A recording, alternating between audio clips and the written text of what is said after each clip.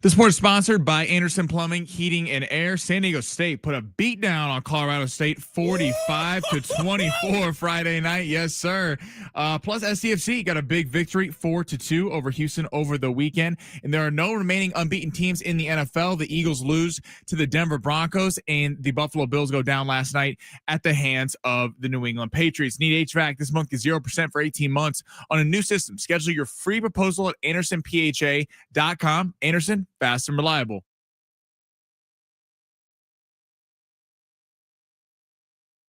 Welcome to the Fletch Zone. Well, don't keep us in suspense any longer. Show us what you got. No fluff, just facts. NFL Week 5 with a little craziness. Here's the snap, fake to Etienne. Bryce throws, caught by Evans, catapults into the end zone for a touchdown. The Pats are going to win in Buffalo as they snap the Bills' 14-game home winning streak. Here's the rollout, the throw, it's there. And the Broncos have taken the lead. It's some things that are expected. The Colts now lead 38-3. 3 touchdowns today for Jonathan Taylor. And it's Chiefs-Jags tonight. The Aztecs were showing off in front of the home crowd. Sutton straight ahead for his second touchdown of the night. Lucky Sutton. Aztecs have their largest lead. What a drive. 45-23 over Colorado State. Open up, update, back, carry the whoop ass. Nicely done, boys. Plus, Tommy Castellanos for Florida State quarterback, more than 180.5 pass yards. Brilliant. Caleb Pereira, less than 21.75 fight time minutes. Little thing called destiny. Jonathan Taylor, running back for the Colts, more than 88.5 rush yards. Incorrect. Josh Allen, less than 228.5 pass yards on Sunday Night Football. What in the blue hell are you doing? it's called long shots, not missed shots. Now, live from the San Diego Sports 760 studios, we enter the Fletch Zone. Yes, indeed. Let's get it going on a Monday. What up, everybody? Ben Fletcher, Sammy Long with you till 2. John and Jim will take over then. I felt real good about long shots heading into Sunday. CJ, that's foul. Everything fell apart. Great imaging, though, CJ. Nice work today. All right, Aztecs get a W at Snapdragon Friday night. SDFC gets a win on the road in Houston and clinches history on Saturday. Alex Pereira knocks a dude out in under 2 minutes in an insane UFC 320 card. NFL Sunday, pure insanity, pure chaos, any way you slice it. That was an all-timer of a weekend. We got a couple hours here to react to it all. We're going to start with Sunday Night Football. We're going to fill you in on some history made in the MLS by SDFC. We'll talk about that Aztecs game as well. All of it over the next couple of hours. Specifically at 1:30, Derek Togerson, we're going to do a lightning round with him where we could try to hit everything. Derek Togerson was a part of that press conference with Manny Machado where he lost his mind right after the loss. Where he's whining about a simple question. That one. Yeah, that press conference, which I got asked about on Kansas City radio a couple of days ago. Like, that's how far that one made it out there. Excuse me, why are you going on Kansas City radio with how much you talk crap on the Chiefs? Seren Petro wanted to talk about the Manny press conference, actually. So me, little old me, is going on Kansas City radio because of Manny Machado. Thank you, Manny. But seriously, somehow Sammy and I have big smiles on our faces and we're up and ready to go today. That was almost not the case. 60% of the remaining entries in Circa Survivor, of which we are a part of, got knocked out this weekend between the Rams game, between the Cardinals game, between the Bills game. I'm sorry if you were one of those people, but it had to happen. And it's better to, happen now versus later. I would agree. We were talking about that moment, the Hunger Games moment, the Saving Private Ryan moment, that moment when you get onto the beach and it's just bloodshed everywhere. That was this weekend. Not for me and Sammy. We picked the Colts, which we were so nervous about. I thought if you would have told me that, so the two of the top 3 teams picked was the Rams beat the Niners, the Cardinals beat the Titans, and the Colts to beat the Raiders. Right. If you would have told Fletch and I before the week, said 2 of the 3 teams get knocked out, I would have been like, we're cooked. Because I have never been so nervous heading into a week as we were this week about the Colts. And even the first drive of the game, field goal, Gino looking good, and then it just completely falls apart. But still, it was a nerve-wracking day. And by the way, how does Jonathan Taylor get 3 touchdowns and only like 60 rushing yards? That was dirty work, what happened to long shots. But so can I give you a little insight on the Ben Fletcher? So Ben Fletcher, we're watching the Colts game. We're texting all day. We're like, this is exciting. We're moving on to next week. All these things.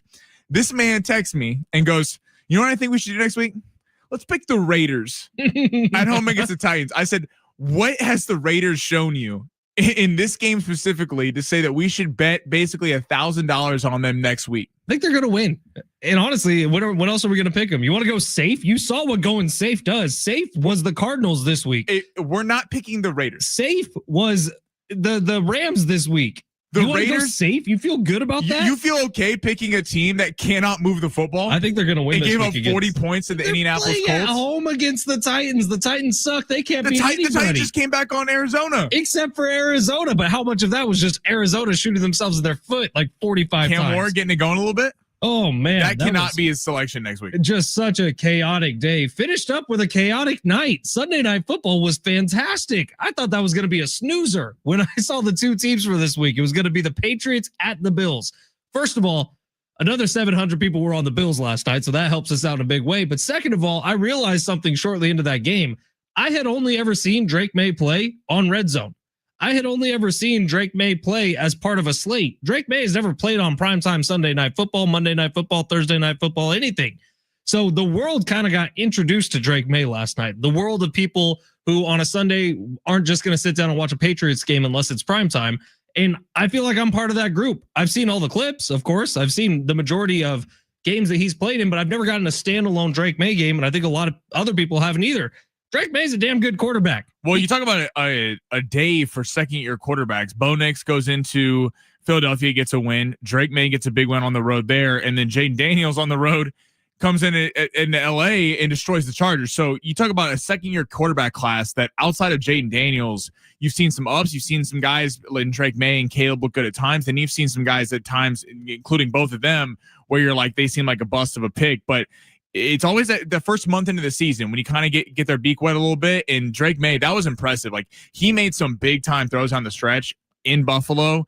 And I mean, are we talking about that they have some competition for the division? Because the Patriots for years used to run through that division and the Dolphins were terrible. The Bills were terrible and the Jets were terrible. I mean, New England looks pretty good. And I still am concerned about maybe they don't have kind of the weapons on the outside, but if Kayshon Boutte could step up and be the number 2 behind Stephon Diggs and Drake May plays like that, who knows? I think there was a lot that went into last night's game. First of all, it's in Buffalo. Stephon Diggs, who's been okay for the first 2 games as a Patriot, then phenomenal the last 2 games as a Patriot. He was playing against his former team. He was chirping every time he caught a pass. And we know there's bad blood. There's the meme that's going around right now of Stephon Diggs giving the side eye to Josh Allen. We know there's bad blood between Stephon Diggs and the Bills organization. He went full God mode yesterday. There were plays that he should have been tackled 5 yards into that somehow he was squirming out of. What he finished with 140 yards. Like Stephon Diggs was on another level last night. But I think every little thing goes into it. Primetime divisional matchup. They are always closer than we think they're going to be. And a lot of times you see upsets in those games. And that's what happened last night. I don't know. I'm ready to say the Bills are in danger of the division. That was I'm not saying that I think they still win the division. I just think it's interesting that there's a team now because we looked at before the year and was like, all these teams are not very good. And the Jets are not very good. Miami choked another one away yesterday, but New England at least gives them something to where it's not just, I mean, but looking for the year, it feels like the Bills have an easiest path to the 1 seed because the schedule is just an absolute piece of cake. Ooh, that was a fun day of football, man. I mean, not for a lot of people, but for me and Sammy, that was a fun day. It's a very fun day of football. Tonight, we got maybe a good one. Chiefs, Jags, and the Jags have been okay this season. They beat up on They've been one good. team. Yeah, they're good. We'll see if tonight has anything crazy happening in it. I see Sammy's wearing his world champion. It's game day. We're getting ready. It's we're gonna be tailgating here in a few hours after the show. You like to say the word we, don't you? Listen, I'm not saying I'm strapping up and putting on a helmet out there, but I'm on my couch. I'm there. Chiefs Kingdom, my king, Patrick. Whoa! At least Did you hear Taylor Swift's the new kingdom song has about... actually won something before we hear like KMBR. We just hear Brock Purdy glaze all day. And now that Brock Purdy's on the bench, now we hear Ben flip up. And now it's all about Mac Jones. I don't know that I've done any of those things, but Sammy has been listening to Wood, which is on Taylor Swift's new album. It's all about Travis Kelce. Shout out to Taylor. All about his body. Sammy's been listening to it nonstop. All right, let's get to the big 3 here of hour number 1. Sammy takes us through top stories in the world of sports. By the way, maybe Taylor Swift works her way into the big 3, like one of the top selling albums ever. Congratulations to her and Mr. Kelce, or should I say Mr. Swift? Sammy, smash it. Your lunch break is here. Ready to go back to the office and knock the socks off your friends? I mean, coworkers? It's time for the top stories of the day. The Big 3. You can watch the show on X as well as YouTube. On X, it's at Fletch and Sammy. YouTube at San Diego Sports 760. Big weekend, Sammy. I don't know. This is going to be tough for you to whittle down into 3 stories. I know we could do like 10 stories. We got a lot of texts coming in. If you want to text us about the NFL, anything that came up over the weekend, 70470. Start your message with team. We'll get to all your texts on the other side. Let's start though with the Bills and the Eagles. So no remaining unbeaten teams in the NFL. Which loss was more concerning to you, Fletch, over the weekend? Let's go with Eagles because I think Denver may have found a not quite a hack, but a way to make the Eagles human. They didn't let them get into 3rd and short situations. I don't know how much you were watching that game, but they were consistently having 6 guys going after Jalen Hurts, the quarterback, which meant, and they did a really good job. I think Brady was on the call this one. I can't remember who the color analyst was. It's Jim Nantz and Tony Romo. It was Tony Romo. That's right. And Tony Romo made point to say, look, when Denver is showing this defensive front, Jalen Hurts is going to audible out of the run every single time because there's no reason for you mathematically to run the football because there's 6 up front. And so by doing that, you were forcing Jalen Hurts to beat you as a passer, which he's more than capable of doing. But I would say it's much easier to take down an Eagles team that's relying on the pass than it is taking down an Eagles team that's relying on the run. So maybe Denver is uniquely qualified to take on this challenge, but Denver's defense posed so many problems for the Philadelphia Eagles, who in the second half completely abandoned Saquon Barkley out of the backfield. They were just throwing it to him. And what did he get? 1 rush in the second half? 1 rush, 6 rushes total. That's embarrassing for the Eagles, and that's an easy way to switch things around. So credit to Denver. I'm curious to see if every team moving forward is playing the Philadelphia Eagles like that, putting 6 on the defensive line, making sure that Jalen Hurts is hemmed in the pocket. You notice everything was contained. They were making sure that pocket stayed tight. And then after that, you're good to go. If you force Jalen Hurts to beat you over the top, if you got a decent secondary, they're going to have a hard time doing it. Both are concerning to me. I'm going to go with the Eagles first. The Eagles have been outgained in every game this season, and they feel a lot like the Chiefs last year, where the Chiefs were just finding ways to win, and you kept looking at them going, you feel like they're kind of going to get found out, and they did. They got found out in the Super Bowl by Philly. This year, it does feel like it's so odd to me. I don't think I've ever seen a team where the media influence of what has been the national narrative the last month of the season has influenced a coach's game plan as much as it did yesterday. You could tell the Eagles were trying to prove a point that they could throw the ball to A.J. Brown, Devontae Smith. They threw to them 18 total times. Saquon Barkley got 6 carries. The best running back in the game gets 6 carries when you're up by 14 points in the fourth quarter. I mean, that makes no sense whatsoever. You would have told anyone that they have a 14-point lead at home against Denver, who couldn't move the ball up until that point. And then they're able to tee off at the end of the game and kind of run the clock out. I know there was some questionable calls in that. You had the intentional grounding. I did not like the late hit they called at the end of that. I thought that was pretty BS because it looked like, I believe it was Sutton was still trying to get up and get a first down. That game was way over officiated. There was a pass interference call on the Broncos that was literally just feet getting tangled up. That was pretty rough. And then on the Bills side, I do think the Bills still win the division. They are, I don't see, even though New England, I think, could be a legit playoff team. But you start looking at the Bills, and everyone kind of talked about that Ravens win. And, it was so amazing. Well, everyone's beating the Ravens. The Chiefs beat the Ravens. The Lions beat the Ravens. The Bills beat the Ravens. Everyone's beating the Ravens. The Ravens look like they're completely done. I know Lamar was out yesterday, but the Texans beat up on them. And you start to look at the schedule of who they played, and some of these games have been tight. They kind of messed around with New Orleans. They were messing around with New England last night, and it got caught up to them. So I think there's concern for both teams. I think it just shows you there's not really an elite dominant team this year that's so much better than everyone else in the NFL. Not yet, but don't worry. Rashee Rice is coming back next week, right, Sammy? Don't worry, Rashee Rice is coming back.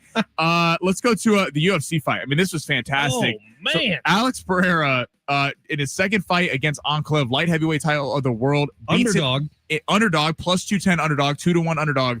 Beats him and knocks him out in 80 seconds. Fletch, reaction to the fight, and who would you like to see Pereira fight next? I don't know about who's next. He came up in weight for this fight. Alex Pereira usually fights 20 pounds less. So this is out of comfort range zone for Alex Pereira. But the way he started that fight, I don't know that anyone in the world is able to win because he just came straight for you. And that is like releasing a rabid grizzly bear straight out the gates coming to kill you. And that's exactly what Alex Pereira did. Anklev didn't stand a chance. When you force that aggressive nature in a UFC fight, it's high risk, high reward, man. If you're able to absorb that right away, you can flip it on him real easy. But the way Pereira came out, the look in his eyes, that was different. Sammy, that was like Connor going after, who's the dude he knocked out? Jose Aldo. That was scary. And good for Pereira. That was amazing. And you don't usually see that in sequels to fights, especially when you have a power puncher, a guy who Pereira kind of has that. He's not Mike Tyson, but Mike Tyson aura of that when he was on that run, just knocking everyone out. You looked at it and people were scared. They're like, I mean, he has you beat before you even get in the ring on the octagon. And Ankalev was able to do that, win over 5 rounds in the last time out. And sometimes when a fighter that's so reliant on power and fear kind of gets caught like that, where they don't have that same effect against a guy like Ankalev, it doesn't happen the second fight. Pereira completely flipped the switch. He was, I guess, speaking the truth when he said he was only at 40% in the first fight. He was sick leading into that. I mean, came out. It was just a beeline right for him. Right for him. He didn't even let Ankalev get comfortable. No, it just pounded hammer fists on him. It was chaos. I mean, the John Jones fight would obviously be, he was respectful because obviously sad. John Jones' older brother died this week, so he didn't do the call out. But that would be a fun fight. I do think John Jones being at a heavyweight would be a tough matchup for him. But was it Pereira who called for the moment of silence? He didn't want. He was going to call out John Jones, but that'd be pretty weak, with his brother dying. That was a cool moment, man. You got very that cool. Entire place to go completely silent for what felt like 10, 15 seconds. Very cool. But that would be a fun fight. I think that would certainly sell a lot of pay-per-views. Big story number 3. We can get to it on the other side. It's going to be NFL though, so we will get into that. Sounds good. That's coming up next. Plus, we got a million texts we're going to get to. Keep texting the show 70470. Start your message with team. Plus, some history made on the pitch this week for the San Diego FC. That was pretty cool, man. San Diego Sports 760. Take a quick break. We'll be right back live on the iHeartRadio app.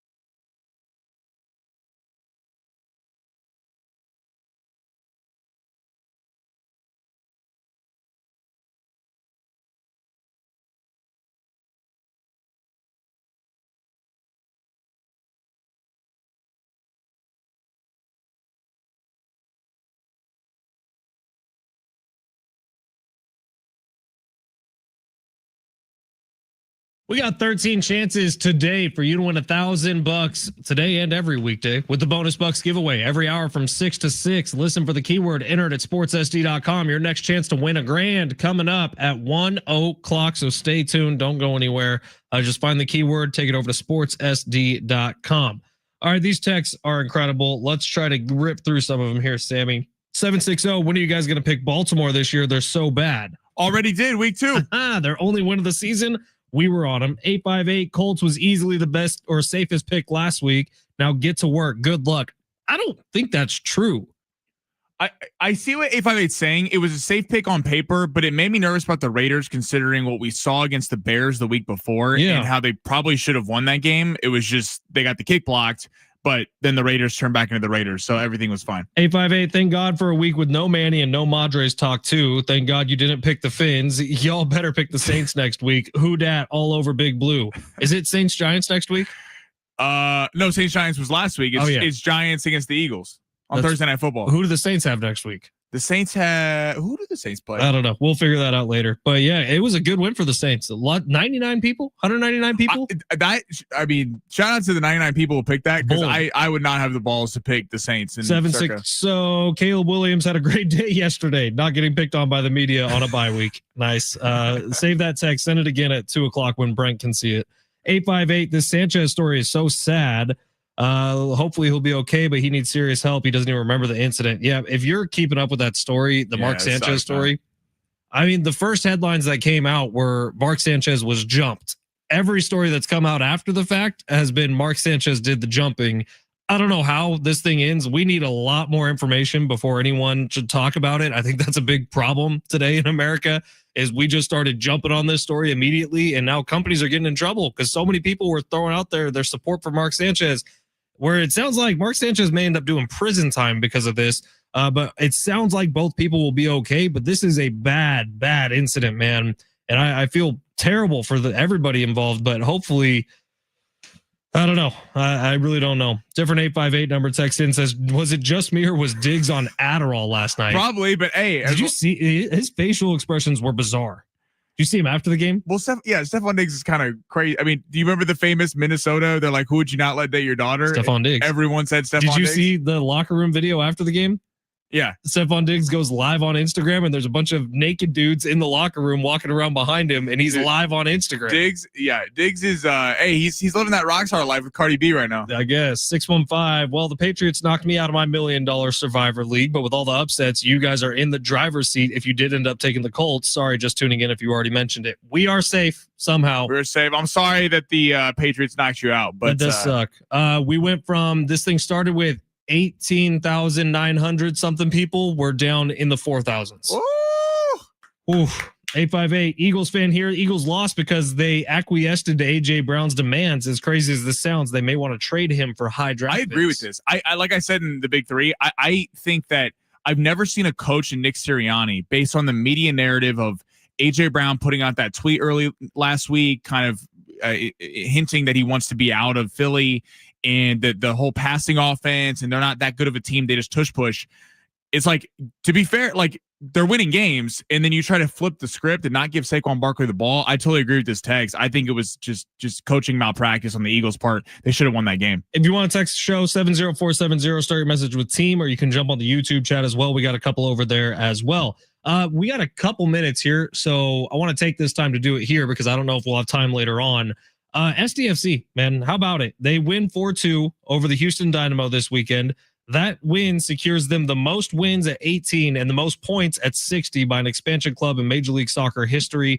They get like a week off now, or maybe like a week and a half. Their next game's not till October 18th, and a bunch of their dudes, Chucky Lozano, Anders Dreyer, are going to play with their national teams over this week in a like week-long period where MLS takes a pause. And then October 18th will be the regular season finale. And then it's postseason time. SDFC, first professional championship. Well, I mean, it is we keep talking about it, but it's crazy how you went from, I mean, I remember us interviewing Coach Mikey Varas before the season, and everyone tells you that, you know, when you talk to the team of, hey, we have big goals. We really like the group we have. Yeah. And of course they're going to say that, but it's hard to really believe. Like, shout out to everyone in that organization, because what they've said about how we really feel like we have a team that can compete. It's went from, oh, that would be cool if that happened, to, wow, they actually have a legit chance to win this whole thing. And to see that what they've gone through with Olasky heading out, and they were at the peak of their powers in the middle of the season, and then to still be able to score in goals. Because remember, at the beginning of the season, that was kind of the thing. Yeah. They couldn't score. They had they only had a few shots on goal. Shout out to Coach Varis and the whole staff over there, kind of really just putting this soccer team up top. And Saturday's match against Houston was actually how a lot of games have gone this season, where this game was tied in the 89th minute. Soccer, they play 90, and then extra time. It was 2-2 in the 89th minute. Anders Jar scores a goal. They get one more in stoppage time. Impressive what they've been able to do. We're cheering for SDFC. Can't wait for the postseason. Sammy and I'll get out to a postseason game. Hell yeah. We're bringing Big Rich and TD to their first soccer game. Cannot wait for the postseason. That's going to be a lot of fun. But they get like a week and a half off right now, and then their next game's not till the 18th. So we got some time. Yeah, I saw they're number 3 in odds to win the whole thing. Yeah, so I think they lost the Supporter Shield officially. I think Philadelphia's got that, which is most wins in the regular season, but they still have a chance to get number 1 in the Western Conference. I think they just have to win. Well, and they performed well against Vancouver this year, so that's like the top team in the West. Yeah, this team's legit. It's going to be fun. It's going to be electric watching San Diego get to host a playoff game, and I can't wait for it. Playoffs? You mean actually moving forward in the playoffs, unlike someone else? Yeah, unlike some teams that just want to complain about the fact that By they the don't way, come through. Crazy that the Cubs allowed any runs. Yeah, on Saturday, right? Saturday morning. Yes, I was watching that game on your HBO, actually. On my HBO. Yeah, thank you. Wow, we're gonna have a talk about that at break. But yeah, like literally, I'm watching the Cubs Brewers game. I flipped over after some college football in the middle of the day, and I'm like, "Are you kidding me, Padres? Like this is Brewers were just smacking singles all over the place with runners in scoring position. I didn't think that was possible. I mean, the Cubs pitching staff was decimated. Like this, Imanaga, remember coming into the game where he came in the second inning. He had given up like 6 homers in his last 5 starts. I mean, something crazy like that. Like it's disappointing. This Padre team, you really felt like was destined for much more, but guess they weren't. Guess they weren't. All right, coming up next, something we touched on earlier, something we should dive much deeper into. Who's the best team in the NFL? I think there's about 10 different answers. That's next. San Diego Sports 760, live on the iHeartRadio app.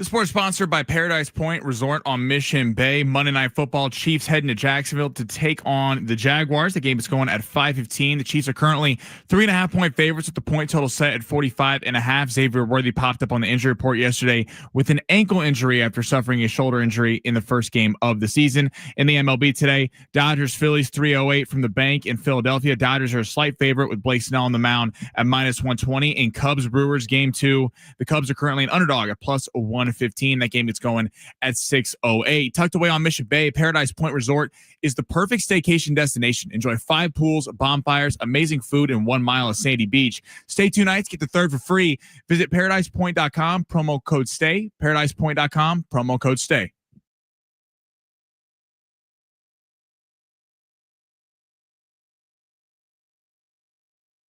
San Diego Sports 760, Ben Fletcher, Sammy Long. We're with you till 2 today. John and Jim will take over then.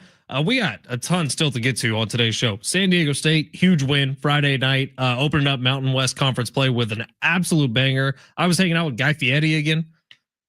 Okay. Who got mad at me because I called him Guy Fieri and it's Fieri. Wait, you don't know that? No, I do know that in the back of my head, but I saw him. I was like, oh, Guy Fieri, what's up? And he was like, it's Fieri. Okay, I saw that picture. I was very, very jealous because Triple D is my favorite show on television. Sure. Why was he not booked on the show for today? Very busy guy, Sammy. He's got time for cigars. He's got time to hang out with me. Exactly. He's right in his car around the country. You could call into a radio show. Very busy guy. He's got a lot going on, but he probably because you got his name wrong. That's probably why. No, he's cool, dude. I bet you if we reached out to his people, he would not remember me at all. So that's great. But he was doing the walkout. He was walking out with the team. I saw that. And then he looped back around afterwards. He was like, hey, I was on with you guys last year, right? And we were like, yes, Mr. Fieri. And he was like, do you want me to jump on again? With his son, Ryder. Did you ask him the most important question that you could have asked him, which is what's the best restaurant in San Diego? Actually, what I did ask him was, have you burned all of your UNLV gear? Because he's a running rebel. That's where he graduated and he's still a fan of. Or are you a split fan? And he said, San Diego's making it tougher for me to be a UNLV fan. Okay, nice. Because his son works with the basketball team. But cool guy. Really like Guy Fieri. Yeah, he seems like the greatest. Again, next time he's on, hopefully it's with us, we need to ask him what the best restaurant in San Diego is. Sure. What would you say? Oh, I didn't know this was going to come back at me. Yeah, you can't just throw things out. My personal favorite restaurant. See, okay, so I love like Old Town, like it's in general. I don't know if it's the best food in San Diego, but like I enjoy the Old Town experience, like Cafe Coyote, Fiesta de Reyes. I know I'm gonna get cooked that's not the best Mexican food in San Diego. Not even close, but it's a cool spot to hang out and have a margarita. Exactly, it's a fun spot to go. You know what? I got to tell you, I was there last night. The Whaley House is down there in Old Town, which is like one of the most haunted properties in all of America. Spiritos in Carlsbad, sure, Italian place, pretty good. He was there. That's a good spot. What about you? If it's like a Friday night date night or an anniversary, my wife and I usually go to Bona Forchetta, which is in South Park. That's a great spot. With I forgot about Bona Forchetta. The best pizza you'll ever eat in your life. We also love Barbusa downtown. If we're downtown, that's we just a good spot. Don't go downtown all that often, but I know the owner of that place, Michael, great guy. And that's like that SNL sketch. Like I know the owner. Well, that's where we have our Kevin Acey dinners when we have them. So we'll see if we have Kevin Acey out to dinner, you and me, this off season sometime. That's where we'll go. For some reason, I don't feel like Kevin Acey wants to have dinner with us. Maybe not just us. It's a bit of a drive for him. Kevin lives a little bit out of San Diego. The only thing I know is that I answer the phone with Kevin Acey every time, and shout out to Kevin Acey. But whenever he's talking to us, he's like kind of like, no. And then when you were out and Rich and Travis were on, I have never seen him laugh that hard. I go, okay, I think we know who the stars are. Well, we have this group text with Rich, Travis, and Kevin that just gifts get sent randomly. And Kevin is never the one who initiates it. It's always Travis Dale. Just sending the most absurd gifts you would ever imagine in your life. That's neither here nor there. 619, speaking of the Padres. In July, I texted you guys in the text thread, the Padres are just good enough to waste your time. The 2025 team should put that on their tombstone. It's probably fair. Probably fair. Man, it really bums me out that we're not talking about the NLDS right now. Talking about the Padres facing off with the Brewers. It's like, I think what's so disappointing for so many people in San Diego is you come off the excitement of the trade deadline. We were on air on that day and everyone was going crazy. And they got the Johnnies and Joes. They plugged the gaps. Right. You really felt like if this team, that's why it's hard to kill AJ Preller, because AJ Preller went and got the pieces needed. What AJ Preller didn't realize is that the stars, which you were counting on to produce, so then the complementary pieces, your Mason Millers, your Ryan O'Hearns, your Ramon Laureano, despite him being hurt, your Gavin Sheets could come through. The starting pitching, the stars, and Manny Machado and Fernando Tatis did not come through, so it doesn't really matter what your complementary pieces are. I'll tell you right now, on October 6th, I'm pretty pessimistic about the future for the Padres. I really am. Hopefully that changes some point between now and spring training, but as of right now, I'm pretty pessimistic on the next 5 to 10 years of Padres baseball, and maybe that changes. All right, we threw it out there. Is there a single dominant team in the NFL right now? Yesterday, champagne bottles were popped because the Dolphins' perfect record is intact. No one's beaten that this year, as the Eagles and the Bills both lose yesterday. Pretty impressive win for the Patriots and the Broncos, who beat those two teams.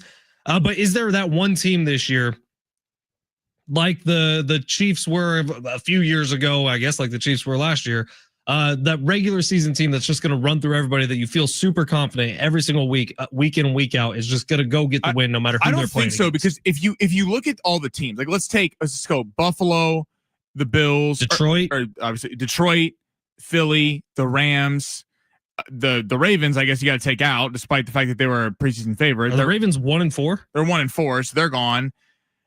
The Chiefs already have a couple losses, despite they're going to get healthier. There's not a team though that you look at and like there's flaws. There's flaws to every team. Like if you look at the Chiefs, you look at the running game as a problem. That's the thing that needs to be resolved. The Bills haven't played anybody, and I think again you're looking at Josh Allen and James Cook. It's so Josh Allen, James Cook reliant. It is so based on that. It feels like with Buffalo they run the same defense back every year. Philly's been outgained in every game, and I think you saw that kind of come back to bite them yesterday. And then Detroit, Terry and Arnold, their corner, just got put apparently for a long time on the IR. That was the quote, a long time, from Dan Campbell. Like in their big win, why everyone got high on the Lions was because they beat the Ravens. So it's funny that everyone has kind of built their, hey, the Chiefs, the Lions, and the Bills all on beating the Ravens. And now what we're coming to find out is the Ravens aren't a very good team and the worst defense in the NFL. So I think you still get some credit for beating all those offenses, because the Ravens offense, when healthy, is elite, but the defense is atrocious. And even like a team like the Packers, who beats the Lions in week 1, they lose to the Browns, and they tie the Cowboys with no CeeDee Lamb in that game. And then the Rams you looked at as a really good team, and then they lost to the broken 49ers, and they had like 9 dudes missing. They should have lost to the Colts if Adonai Mitchell doesn't drop the ball. So part of me is like, there really is not a team. This is why the NFL is just the greatest, because there is a flaw in every team. There's not a team that you look. There's not a Patriot team that goes and loses to Eli Manning and the Giants that was on paper so much better than everyone else. It was going to take a Herculean effort to win. I think that's what's fun about this year, is that you're just seeing a lot of new teams and new faces in this thing. And I think we could see kind of a Chris Collinsworth last night on the broadcast, I don't know if you caught the end of it after the game, talked about how all those kind of middling teams that people wrote off, the Niners, the Bucks, the Seahawks to an extent, the Steelers, like this kind of group collection of teams, the Patriots, that we probably counted out before the season, are now hanging around. And because the top is not so elite, you can see a team pop. By the way, that Bucks Seahawks game is not being talked about at all today because of the chaos everywhere else and the upsets from yesterday. I would put money down saying that's the best game of the NFL season so far. Yeah, that was Seahawks, fantastic. High scoring, just back and forth. No one team ever really had control of that one. Sam Darnold and Baker Mayfield were playing amazing. That was such a fun freaking NFL game. No one's talking about it at all. And then, so like, look at the Bucks. The Bucks have earned a right. They look 4-1. Like 4-1. But then if you're looking at concern for the Bucks, they win all these games on late drives, which is fantastic. But every single game they've had this year decided by one possession, 1 point, no matter who they're playing against. Which is it can be a good thing, and they learn how to win in clutch time. But then also you look at it and go, where are you going to get found out? Text line goes 615. I think the Colts might be that team. I have a hard time saying that. I don't think the Colts also look at the schedule. They look at the schedule. Now, I guess you give them credit. If they would have beat the Rams, I would have been higher on them. They probably should have beat the Rams. They smashed the Raiders 40-6 yesterday. They beat the Broncos, but that was the weird leveraging penalty. Right, they should have lost the game. They lose to the Rams in a game that they maybe should have won. I can't really remember how that one played out. They beat the crap out of the Titans a couple weeks ago. Yeah, it's not like the Colts you feel great about.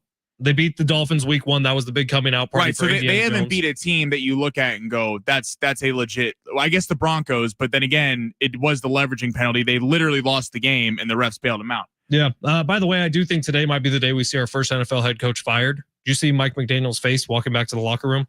Dude, I feel bad for McDaniel. I really do. And I know we got people are going to go, why? But this guy has dealt with a core group that's been good. Tua hurt last year. Tyreek gets hurt this year. Tua is just inconsistent left and right. I get it. They trade half the defense. Like Mike McDaniel, I feel like will be a good head coach in this league. I kind of hope he gets fired today and he could just come over and join the Niner staff, come back home, get Saleh and McDaniel back on the same team. 858 says, ask that question in 2 weeks when the Chiefs are 4-2 and finally healthy. Shout out to you, 858. Oh my God, don't do this to Sammy. No, I'm just 858. The people are speaking. This is a guy from Sammy's Discord chat that's talking about the Kansas City Chiefs and probably have pictures of Patrick Mahomes in his underwear up in their basement. 858 just wanted to chime in. We're going to read the people's text. Look, the Chiefs are getting healthier. They may be that team. I don't know what this offense is going to look like in a couple weeks, but Rashee Rice is going to make a big difference. I can promise you that. We'll see if the Chiefs are that team too. Now, I do have questions about the Chiefs defense. Not positive it's as good as it was. I don't have questions about the Chiefs defense. I have questions about the Chiefs running game. I think the Chiefs running game is right now the biggest concern. I think that needs to be addressed because Pacheco has not been the same guy. I think the injuries have caught up to him. Kareem Hunt at this stage in his career is a get you 2 yards back on a 4th and 1, but he's not an every down back. Brashard Smith, the rookie 7th round pick out of SMU, showed a little pop, but I also don't know if you're going to rely on Brashard Smith to be the bell cow guy when he's really more of a kind of speed demon, former wide receiver. I think the Chiefs need to address the running game. Chiefs lose tonight, dude. Oh, really? How confident do you feel in the Chiefs tonight? Is it in Kansas City or is it in Jacksonville? I think it's a good game tonight. I think it's a close game. I do think the Chiefs win, but I think this is a good Monday Night Football game tonight. I think this is a close. I'm assuming Worthy's going to go. We got added to the injury report yesterday. But 23 more people are going to get knocked out of Circus Survivor if the Chiefs lose. So just hating. That'd be nice. You're just hating. All right. My team did their job this week, Sammy. Niners knocked out 3,000 people. Are the Chiefs going to do their job? No one picked Jacksonville. Are they really trying to? The Chiefs are going to do their job. Just you don't worry about Kansas City. All right, we're going to take a break here. Let's see if Sammy can do his job. Long shots coming up next. What did CJ say in the opener today? It's called long shots, not what? Not missed shots. Not missed shots. Hey, I went 2 for 2 in Jonathan Taylor. Driving me crazy. You went 2 and 2, not 2 for 2. Two very different things. I'm still proud of myself because I called that Pereira fight to a T. I said it was going to end early. San Diego Sports 760. You're listening live on the iHeartRadio app. We're going to tell you what the giveaways are and get some long shots going coming up next live on the iHeartRadio app.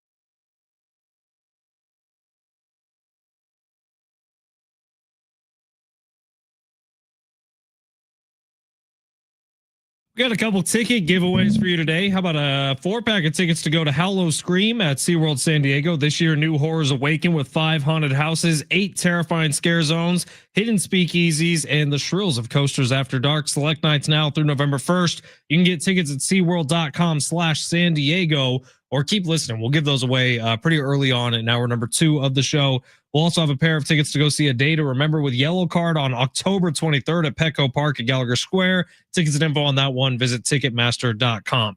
You could listen to the song Ocean Avenue in San Diego at Petco Park. Feels like kind of a win to me. All right, we're going to get to long shots in just a second. I did want to read this text from the 858. Gents, it's your resident 858 Raiders fan again. I'm taking the Raiders in my survivor pool this week, mostly because the rest of their schedule is rough. Only other teams they have a chance against are the Browns and the Giants, and I'd rather take them against the Titans than the Browns or the Giants, though. I brought this up to Sammy. Sammy said I'm crazy. I just feel like since the way we picked the Cardinals, the Ravens, and then we had who was our third pick? Seattle, and then we had the Broncos and the Colts. We've taken some risky ones. I think we've earned a safe pick. I would go Green Bay. I think betting $1,000 on the Raiders is asking to lose it. I mean, what if the Raiders shown of why they're worthy of a pick? Because I get it. They're playing a bad team. The Titans, who couldn't win a game to start the year, going 2 weeks in a row. I know, but wins. Who's to say that the Raiders are going to be any good? You're right. Picking the Raiders is picking for the dealer to bust. Right. It feels like I feel like we could be sitting here on Monday which we're not going to pick the Raiders. That's not happening. But if we were thinking Sammy has the password to the portal, I can't even get into access. Trust me, the Raiders will not be the selection. If we did that, we would be sitting here on Monday going, what the hell? 747. Hopefully a lot of other people pick them and the Titans pull an upset. That'd be nice. 747. Padres fans remind me of my buddy that calls and says my wife cheated on me again 10 times in 6 years, but she swears she loves me. This is the last time and she'll never do it again. Eventually you look like an idiot, not them. Let's bring the same core group back and expect different results. We'll see.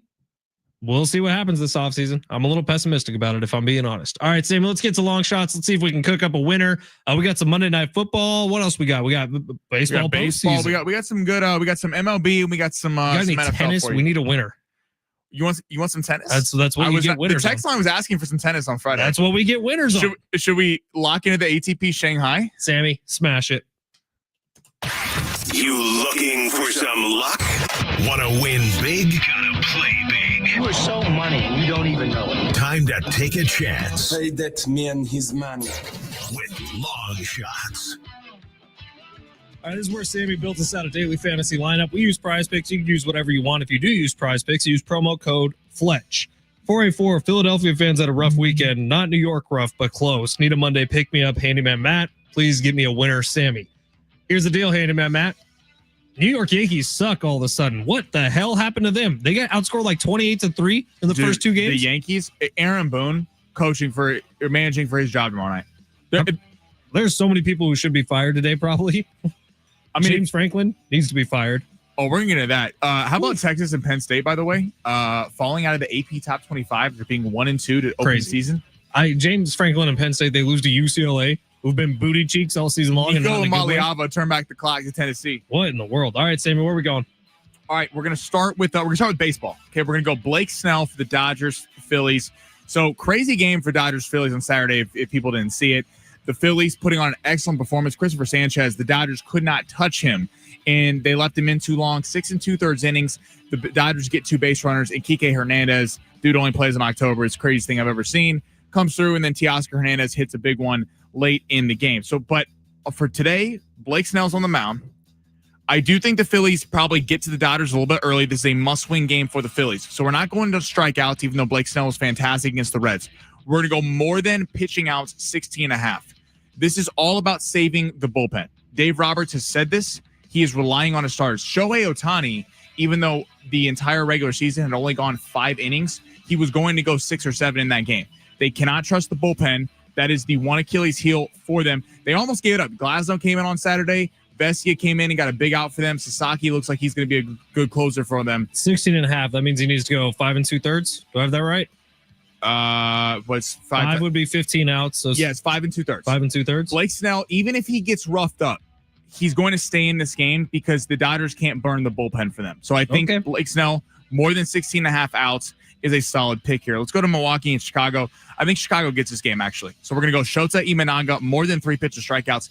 I think he gets this together. Now, I know he wasn't great against the Padres, but the Cubs got a little ambushed on Saturday, it felt like. It felt like the Brewers were sitting there waiting for them. The Brewers probably heard a lot about the national media going, hey, this team, even though they're the number 1 record in the NL, I mean, they don't really have that many stars, and can we actually trust them? You could felt like they had Freddie Peralta going, their best pitcher. It felt like a scheduled loss for them. I think the Cubs actually get back, win this one tonight. Shota Imanaga goes a little length because they got to save the bullpen a little bit. More than 3 pitches strikeouts. I feel like this is too low, despite Imanaga's struggles recently before the Padre game and then a little bit in the Padre game. I got a hunch Imanaga's got a good one tonight. More than 3 pitches strikeouts. All right, let's head to Jacksonville, KC. We'll start with Jacksonville. Travis Etienne, more than 11.5 receiving yards.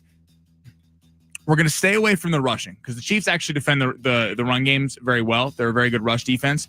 I think we're going to see Etienne screen game early. That's the one time that the Chiefs defense has gotten ate up a little bit. It's been about when they've gotten the ball out of their hands and they're kind of moving side to side. We don't know. Omar Norman Lott, defensive tackle, 2nd-round pick out of Tennessee. He is questionable tonight. I think we're going to see them trying to slow down the pass rush a little bit, which got it going against Baltimore. I think we're going to see early Trevor Lawrence getting Etienne, out of the backfield, more than 11.5 receiving yards. On the other end, Tyquan Thornton, more than 14.5 receiving yards. I can't believe how low this number is, personally. I think he could get this in one play. He's the deep shot in the offense. I know Worthy's back, but he got added to the injury report yesterday. Apparently, it's precautionary. That's what the Chiefs are saying. His ankle swelled up on the flight to Jacksonville. They think he's going to play, but even if Xavier Worthy's a little bit hindered, I think Tyquan Thornton, with the being the number 2 wide receiver, who knows if Travis Hunter's playing corner, but they don't have the depth at corner for the Jacksonville Jaguars. So if Hunter is playing corner, he's going to be running with Worthy. That means Thornton's going to have one-on-ones on the outside, and they're going to go more than 14.5 receiving yards for Tyquan Thornton. Can I throw this out to you? Throw it out to me. 24.5. Red Demon. You know what? Let's do it. I got a hunch Thornton's going to have a big game tonight. So in the previous 4 games against the Chargers, he had 41 yards, Eagles 59, Giants 71.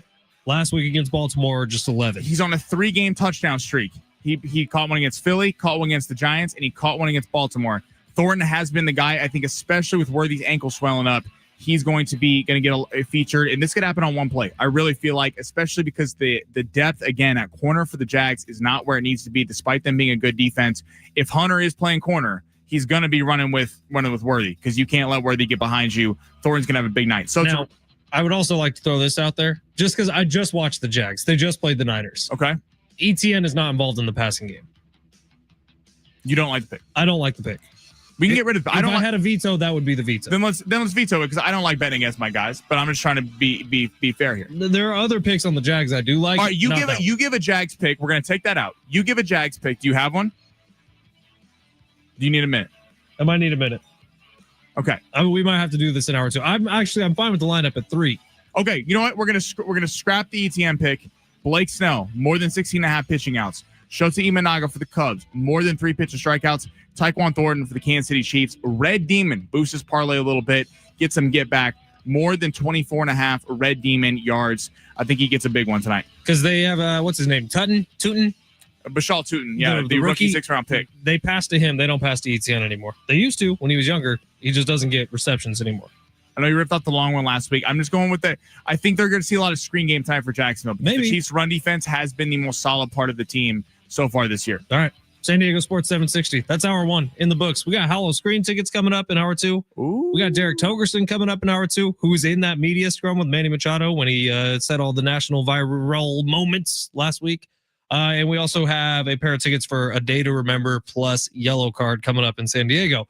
You're listening to San Diego Sports 760 live on the iHeartRadio app.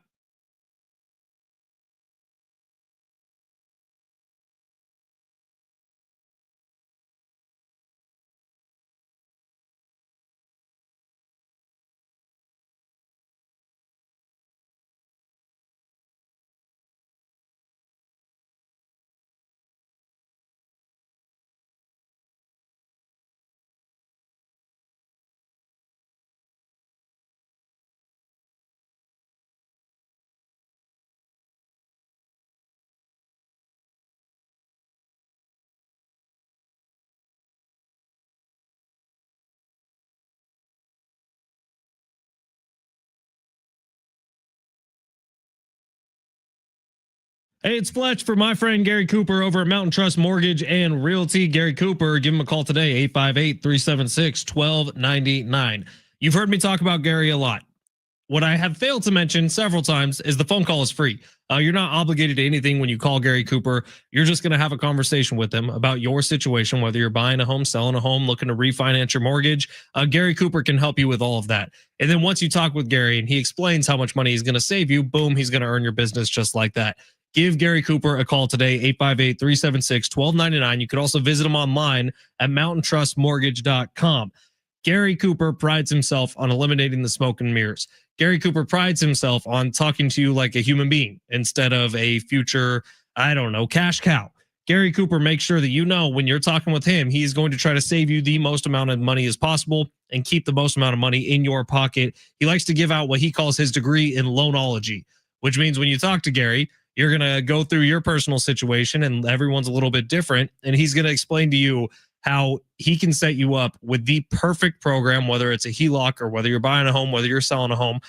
Perfect program fit to your lifestyle that's going to keep more money in your pocket and less money in other people's pockets. When you talk to 5 different mortgage companies, you oftentimes will get 5 different answers regarding interest rates and how that applies to you. Gary Cooper makes sure he finds the best one for you and the best one that's going to keep you happy over a long period of time. Call Gary Cooper today, 858-376-1299. The most important reason, Gary Cooper's a San Diegan. He's been here in this market doing real estate for over 30 years. Why would you trust someone from out of market with the biggest investment in your lifetime? Call Gary Cooper today. When you do, let him know that I sent you, Fletch, and call him at 858-376-1299.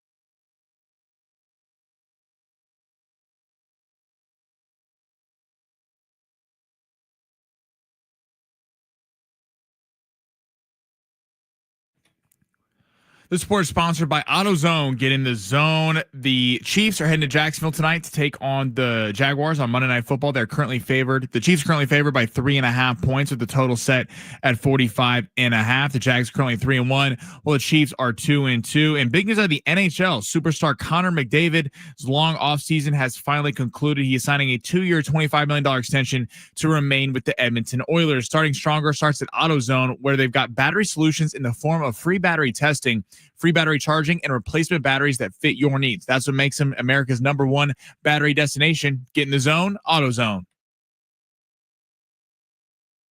Welcome to the Fletch Zone. Well, don't keep us in suspense any longer. Show us what you got. No fluff, just facts. NFL Week 5 with a little craziness. Here's the snap. Fake to ETN. Bryce throws. Caught by Evans. Catapults into the end zone for a touchdown. The Pats are going to win in Buffalo as they snap the Bills' 14-game home winning streak. Here's the rollout, the throw, it's there. And the Broncos have taken the lead. And some things that are expected. The Colts now lead 38-3. 3 touchdowns today for Jonathan Taylor. And it's Chiefs-Jags tonight. The Aztecs were showing off in front of the home crowd. Sutton straight ahead for his second touchdown of the night. Lucky Sutton. Aztecs have their largest lead. What a drive. 45-23 over Colorado State. Open up a big, fat can of whoop ass. Nicely done, boys. Plus, Tommy Castellanos for Florida State quarterback, more than 180.5 pass yards. Brilliant. Ankalaev Pereira, less than 21.75 fight time minutes. Little thing called destiny. Jonathan Taylor, running back for the Colts, more than 88.5 rush yards. Incorrect. Josh Allen, less than 228.5 pass yards on Sunday Night Football. What in the blue hell are you doing? it's called long shots, not missed shots. Now, live from the San Diego Sports 760 studios, we enter the Fletch Zone. It's hour number 2 here on San Diego Sports 760. We got some SeaWorld tickets, a 4-pack of them, coming up in 8-9 minutes, right after the big 3 of hour number 2. I did want to start this hour before we get to the big 3 with San Diego State's win Friday night over Colorado State. So Mountain West Conference play opens up Friday night for the Aztecs, who have struggled on the road this year, have been really good at home this year, and the trend continued. Guy Fieri walks the Aztecs out. Sean Lewis walks the Aztecs out. They get into the game, and from the get-go, man, Jaden Denegal, quarterback for the Aztecs, 2 huge shots in the first half for touchdowns. Another huge shot that was actually the longest pass of the night, a 60-yarder to Jordan Napier, who was over 150 yards in the first half receiving. This is when Sean Lewis got here and had his first press conference. This is the game we were all kind of imagining from the get-go. Now, it's taken a little bit to get here, but think about this, Aztec fans. 3 wins in season 1, 4 wins through 5 weeks in season 2. The trend is going in the right direction for Sean Lewis and the Aztecs, who have a serious football team right now, man. And Colorado State has struggled to start the season. We all kind of think they're a little bit better than the record has been up to this point. They've had some weird games where things go the wrong way, but this was a dominant start to finish win for San Diego State, who now get to go on the road this weekend. So we'll see how they perform against one of the bottom teams in the Mountain West in Nevada. They need to be better on the road. That much is true. But if you think about this, they're going to Nevada. If they can get a win this weekend, they're going to be 6-1 heading into a bye week, 5-1 heading into a bye week right before Fresno State, who's currently near the top of the Mountain West.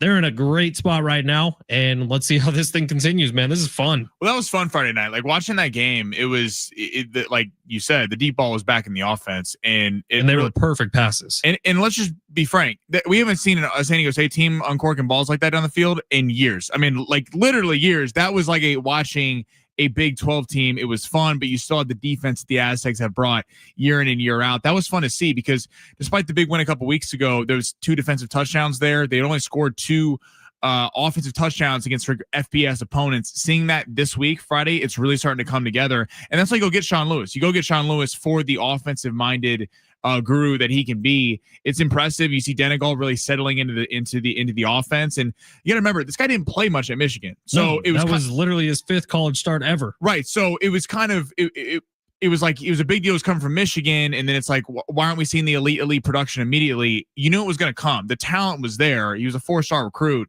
You know he's going to be a big time player. But it's nice to see him kind of settling down. And like you said, got to see him perform on the road, but. I mean, who would have thought this? Who would have thought this record coming into this week of the season? It's cool seeing football really back on the Mesa. I talked to Jaden right after the game on the wrap-up show, and I asked him that. I was like, "Look, you had a lot of hype coming in here. Obviously, huge recruit out of high school. You go to Michigan, but you really haven't played that much college football. Like this is your 5th game ever." And when I asked him, I was like, "Has the game started to slow down a little bit for you? Like, is that why we're starting to see some more success through the air?" And he was like, "Yeah, I just feel comfortable with the guys." And I guess Jordan Napier has been the dude who's been leading a lot of stuff in practice lately, really ever since the Washington State loss. He stood up and was like, this can't happen again. And since then, Jordan Napier just keeps putting up 100 yards. So Aztecs cruising right now, 4-1 on the year after a 3 wins year a year ago. They are 2 games away from bowl eligibility. So let's go Aztecs. Keep this thing chugging along. They got Nevada this weekend. You feel quietly confident about that. It's a road game, but Nevada has really struggled this year. They were picked to finish last in the Mountain West. We'll see how this week goes. Of course, John Schaefer is going to give you a million reasons why to be nervous about this one. And I will too come Saturday, but this is an exciting time for Aztec fans. And once again, the place was completely full in the first half. I believe 29,000 tickets sold in that one. So congratulations to the Aztecs who are starting to fill up Snapdragon a little bit. The student section, I wish it wouldn't clear out after halftime, but I understand college kids have partying to get to. Sammy was there just a couple years ago. San Diego State's got a lot of Friday plans they got to get to. Sure. It's not a shot at the football team. Sure, but it is crazy, man. Halftime comes around and all of a sudden it's like all the kids disappear. Where are they going, Sammy? What's so important? There are things on campus that they have to attend. Is that what happens Friday night? They got to go. It's not class. Gotcha. All right. Well, let's get to the big three of hour number 2. San Diego State with a huge win. Congratulations sincerely to Sean Lewis, the whole coaching staff over there. They've been working their tails off and it's been fun to watch. Can't wait for this weekend. Sammy, smash it. Your lunch break is here. Ready to go back to the office and knock the socks off your friends? I mean, coworkers? It's time for the top stories of the day. The Big Three. Also, Trey White, 2 sacks. I had that written down, but didn't put it in there. So Shout there out you go. to Trey White. We're heading to the NFL. Who should be the front runner for MVP right now? Oh man. Goodness gracious. I Baker Mayfield? I honestly don't know. You know Baker? Baker's not a terrible pick. I don't think Daniel Jones, maybe. I don't think you can give it to Josh Allen. It's not like the Bills' offense has been going crazy. No. I think Baker's a fair pick. I think Baker and Daniel Jones would be my 2 favorites. I would be Dak Prescott. I think what Dak Prescott has done with the lack of CeeDee Lamb being there the last couple of weeks. I mean, let's keep in mind. Yeah, but you got to think about division winners at least, right? For an MVP. I mean, they're 2-1. They're not out of this thing. Yeah. Well, I mean, first off, the Colts aren't locked in the division. The Jags are 3-1. If they win tonight, they're 4-1. Baker, I get. Baker makes a lot of sense. I think he'd probably be 1 right now. But Dak, for me, what this guy has done, they should have beat Philly. I mean, if CeeDee Lamb catches the ball, we all watched that opening night game. He could not have put that ball in any better place. 3 different drops from CeeDee Lamb, especially the one deep over the middle, was just a crusher. This guy against the Packers, the team, you trade Micah Parsons right before the year, and it feels like everyone's just counting the Cowboys out.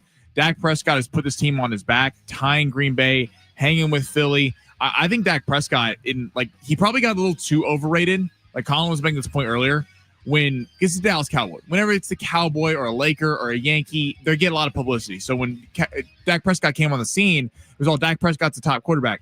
He's not a top tier quarterback, but then everyone kind of forgot about this guy because he got hurt last year, and that he was a leader for the MVP conversation 2 years ago. So I think that Dak Prescott, what he's doing with the rapport with George Pickens, Jalen Tolbert, and now he's about to get CeeDee Lamb back. I think Dak Prescott, for me right now, would be my MVP pick. All right, these are the odds updated before this week's games kicked off. Josh Allen was 1 at plus 125. Mahomes 2 at plus 450. I don't know if that would make sense to me right now. Herbert 3 at plus 1200. I would imagine his odds got a lot longer after this weekend. Stafford at 4, Baker at 5, Jordan Love at 6, Jared Goff at 7. That's a weird list for me. So that's what they were going into this week. I would imagine things have changed a little bit. Like Herbert's going to drop off. Herbert was the first 3 weeks the front runner. Now, to be fair to Herbert, it does suck for him that his entire offensive line has gotten hurt.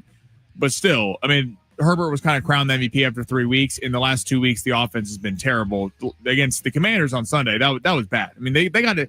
People forget they had a 10-point lead in that game, and then they just got completely stonewalled in the second half. But right now, I think Dak Prescott has certainly earned to be in that. 858, Jonathan Taylor. Could this be the year where we get a position player? That's interesting. Jonathan Taylor is leading the league in rushing. Now, he had a down week rushing this week, but he had 3 touchdowns. And he had to screw long shots. But 858, yes, I think Jonathan Taylor, that's interesting. Now, I think the fact that he plays in Indianapolis can hurt him a little bit. I know that sounds weird when you play in a small market like that. Sometimes I feel like Jonathan Taylor. Yeah, but if Daniel Jones continues on this pace, he might be the MVP. I don't know if Daniel Jones has the numbers, though, to be MVP. Like, against best player on the best team. But Jonathan Taylor would get that. Right, and he has to do this against elite competition. Again, the Colts schedule has not been elite so far. All right, let's head back to college football. So, crazy weekend in college football. Iowa State goes down 14 Texas and Penn State lose. Number 7 Penn State loses to UCLA. Number 9 UCLA, Texas, who was winless and just fired their whole entire coaching staff. Number 9 Texas goes down to the swamp in Florida, loses. Arch Manning fell off the face of an earth, and Drew Aller and them. What is your reaction to this? Do you think James Franklin and Sark should be back this week as head coaches? I cannot believe James Franklin hasn't already been fired. You understand the loss to Oregon, even though it was at Penn State. You kind of can understand that and be like, well, Oregon's a top 10 team, blah, blah, blah. I can see my way through that. Losing to UCLA after UCLA starts this season, were they 0-4 heading into that game? They're 0-4. They lost to New Mexico when their entire team was transferred. Thank you. That's putrid. That's got to be the worst loss in Penn State history, I would imagine. It's one of the steepest declines in AP rankings in over 99 years. Penn State going from number 7 to completely out, and they're way down the list now. This was literally could be a season-changing loss for Penn State. They may be out of the college football playoff because of that game. I cannot believe James Franklin has a job. This is a guy who has never had a big win. I mean, when you go back to last year, yeah, they destroyed SMU at home in the college football playoff. Okay, great. But you're at home, and SMU has never been on a stage like that before. They were up on Notre Dame. They should have won that game in the college football quarterfinals, and they blow that one. Notre Dame gets to go to the championship and eventually loses to Ohio State. Again, Oregon's a really good team, but still in the whiteout, you are 3.5-point favorites. You lose that one. To lose to UCLA, entire coaching staff gone. Nico Amaliava looks like a shell of himself. You allow him to look like the guy he was at Tennessee. I can't believe he still has a job. I don't get the Drew Aller number 1 pick stuff. I haven't seen it from Drew Aller. And then on the Texas side of things, like everyone's not talking about Texas. Arch Manning in the 2 legit competitions he's had, Ohio State in Florida in the swamp. Florida, by the way, is not a great team. They dropped out of the top 25 too. It's just a tough place to play. Arch is not getting reached. Even his first touchdown pass, I don't know if you saw it. It was like a little rollout. He was late on it. He almost threw an interception because he waited so long. Arch looks just like nervous in the pocket. Steve Sarkisian, who I'm a big fan of, being a USC fan for years, like I liked him at SC, but he kind of blamed it on the strength of schedule, which is crazy. Like all we've heard about is Texas football is back, and we hear the head coach talking about strength of schedule. That's not exactly a great look for the program. So the Penn State thing, they were 25.5-point favorites. UCLA lost to Utah 43-10, UNLV 30-23, New Mexico 35-10, Northwestern 17-14, and then they beat Penn State 42-37. 42 points. It does not make sense. That Penn State should not be giving up 42 points to Ohio State. You know the new head coach for UCLA, or who was taking over play calling duties? He didn't know how to work his headset. He never called plays before. Yeah, he literally didn't know the button. He got carried off the field. Kind of a cool moment. He used to be a quarterback at UCLA too. Super cool moment. Story number 3. Let's go back to the NFL. I can't believe we haven't hit this yet, actually. Titans Cardinals. Cardinals pull one of the all-time collapses we have ever seen. Would you say this is more of a Cardinals collapse or a Titans comeback? Collapse. Look, is it DeMarcado? Yeah, the third string running back who drops the ball on the inch line. I can't believe we're still doing that. It just happened a week ago. How does this happen again this week? So that happens, right? And that would have been a game-icing touchdown if you were to just, I don't know, hold the ball for a half more second. And then Tennessee driving down the field, Cam Ward throws a terrible interception. That was also a game-icing interception. It was awful, right to the guy. And then he fumbles it. And then instead of doing anything but batting the ball back into the end zone would have been the right move, Arizona bats the ball back into the end zone. Tyler Lockett falls on it. And then Tennessee goes back down after 3 and out from the Cardinals. They missed an extra point earlier. They needed a first down to win the game, Sammy, against the Titans defense, who hasn't stopped anybody. And then Cam Ward, along with Calvin Ridley, just march right down the field to knock in the game-winning field goal. It was one of those moments where I was like, oh, we live in a simulation. I will say, I agree it's a Cardinals collapse. But I will say for Tennessee, Cam Ward looked nice. Shout them out a little bit. Remember week 1, you're playing, sorry to our guy Tyler on the stream, who's a massive Cardinal fan. The Titans, week 1, almost beat Denver. Remember, they missed a couple big throws down the stretch. Calvin Ridley, he sails them too high. You do wonder if you're Tennessee, Cam Ward, if he's able to get it going, his first signature win, his first win of his career. And I know it was sloppy. I know it was crazy, but Cam Ward... We picking the Titans next week against the Raiders? No, we're staying away from that game. But Cam Ward has talent, and you wonder if they could surround him with more pieces. Like, I don't blame Cam Ward for the start they've had because that offense is pretty rough. But, I mean, if you're the Cardinals today, that's a season like tanking a season type play. I don't know how that happens. 3,100 people were in on the Cardinals on our hold the ball Survivor. in the end zone. Why don't guys do that? I don't know. It happened the week before with Adonai Mitchell for the Colts. I don't know. It doesn't make sense to me. Is it cool to drop it? Is that like a cool celebration thing? I don't get it. I genuinely now Snead kind of popped it out. So that would have been his first career touchdown. And he really didn't. He tapped him on the elbow. That guy, he was dropping the ball regardless. That was his touchdown celebration. If it was me about to score my first NFL touchdown, that by the way would have clinched the game for my team, I am holding it, laying down on the ground and cuddling that football. That's my celebration. Yeah, it's insane to me. Like Arizona, I'm sorry if you're a Cardinal fan. Did you see Jonathan Gannon punched him afterwards? Yeah, and Jonathan Gannon. I mean, this is losing the teams type stuff. Mm-hmm. All right, you got one more for us? Oh no, we don't. We got to take a break. First, we got to give away Hallow Scream tickets. If you want to go, 4-pack of tickets to head out to SeaWorld's Hallow Scream. You can go buy tickets at SeaWorld.com/San Diego. But if you want to enjoy the 8 terrifying scare zones, hidden speakeasies, and shrills of coasters after dark, call right now, 877-767-4760. Caller number 6. You're going to SeaWorld with a 4-pack of tickets.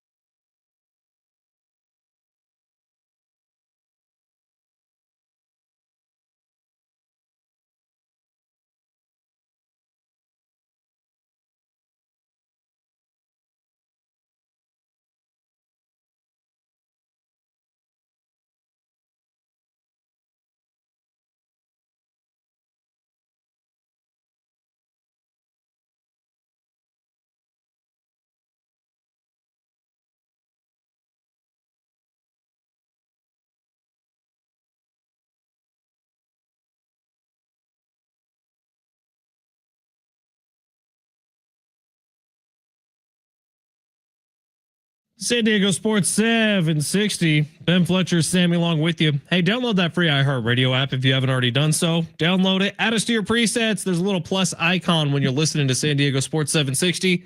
Click it. Put us at the very top so we're one click away at any given moment. Congratulations to William, who just won those Howlow Scream tickets to SeaWorld San Diego. Hidden speakeasies. That sounds pretty nice. Hell yeah. You ever been to Howlow Scream? Yes. A couple years ago. I wore the new Nobu necklace, so no one jumped out and scared me.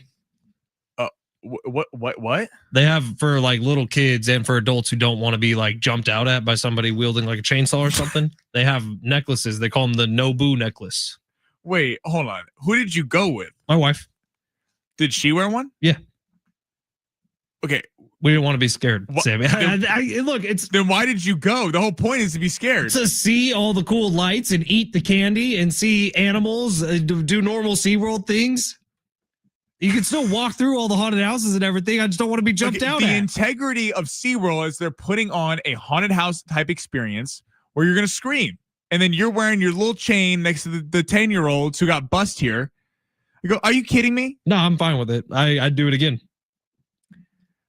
I can't believe that. I would do it again. Wait, hold on. Just you and Kendall decided on a Saturday night, you know what? We're going to go to the SeaWorld Hall of Scream. But when they're at the ticket check-in, you go, I want my little necklace so they don't jump out at me. We brought our nieces with us. It wasn't just the two of us. They didn't want to be jumped out at either. I was taking a calm, cool approach, Sammy. All right? I'd do it again. I will do it again when we go this year. You know what? William who's won tickets won't be doing? Wearing a necklace. Nobu necklace. Yeah. Look, it's the way to go. He's got some pride. If you don't want people jumping out at you and scaring you, wear the Nobu necklace. Don't be lame and don't wear the Nobu necklace. We got Derek Togerson coming up next. We're going to do a little lightning round with Derek because we got a lot to cover with him. Between the Aztecs win Saturday night, SDFC taking a little week and a half off here before their final regular season match and the postseason. And then the Padres. Derek was in Chicago. He was there when Manny Machado had his little moment post game. So I want to talk to Derek about all of that and kind of get a wrap on the Padres season as well. Before we get out of here, though, real quick, some thoughts on UFC 320. Yuri Prohaska is a madman, and that guy should be on every main event, I think. Not main event, but main card. He's a fun fighter that's an action-packed fighter. He's just crazy. Because, like, Khalil Roundtree, correct me if I'm wrong, Sammy. I'll be honest, Saturday is a little blurry, a little hazy after... My boy was at Oktoberfest. That was Oktoberfest. So, but Khalil Roundtree was winning that fight, and then Yuri went full God mode. Yes, me and my watch party of friends all had money on Khalil Roundtree, and that was a very frustrating end to that fight because he didn't stay away from him. He was fine if he just stayed away and jabbed the last round. But yeah, Prohaska, that's like, you know what the UFC did on Saturday night? They took Prohaska and Roundtree, which is going to be a very fun fight. Pereira and Ankalaev, which sells itself. Marab was a fantastic fighter. Not the most fan-friendly fighter. Like, I don't really enjoy watching. Shocker, Marab won a fight that went the distance. What? Who saw that coming? Right. So it's like they buried Marab in there, but yeah, it was a great weekend for fights, man. It was fun. Prohaska and him. It's kind of a bummer though for me that Prohaska won because Roundtree fighting Pereira again would have been very fun because I think Roundtree's elevated himself as a fighter. We've already seen Prohaska. He's been destroyed twice now by Alex Pereira, so that fight doesn't really sell. I think the only fight for Alex Pereira is John Jones. I think so too. And John Jones, he's retired currently. Now he's done this before where he retires then comes out of retirement. Dana White even has a quote going around about John Jones right now where he's like, I can't trust him to be on the White House card because he's gonna bail on it. Like he'll just bail 2 weeks out, and then everything you sell around him is just worthless now. So you almost have to build out a card for John Jones if, say, it is a Pereira Jones fight with two other amazing matchups. You can't put McGregor on the fight either because he'll dip out too. Right. So it's like, how are you going to build this thing out the right way? You almost have to go with Sugar Sean, who I don't know if he deserves another shot, you know? But he sells. So we'll see what's going to happen with the White House fight. It looks awesome. Have you seen the renderings? Feel however you want to feel about the White House and everything right now. The fight itself, the renderings of I how just they're think it's going to kind of crazy that there's like, this is not even getting into politics. I feel like it's crazy that there is a fight. Like, it's insane. I feel like that should not be happening regardless of whether you're a Republican or Democrat. There should not be a fight on the lawn of a sacred ground of the White House. It's chaos. It's insanity, but it looks awesome. The renderings of how they're going to build it out looks so cool.